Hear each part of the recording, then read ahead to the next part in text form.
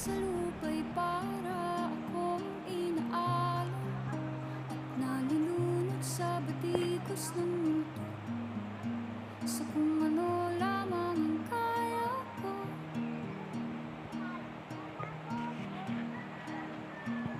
Bigang-biga na sa mga problemang di masolusyonan agad, parang wala nang bukas. Pwede bang umiwas? Hinahanap ang sarili, ngunit di nakakayanan sa ligaw na dinadaanan ko. Saan na to patungo? Saan ako patungo? Dahan-dahan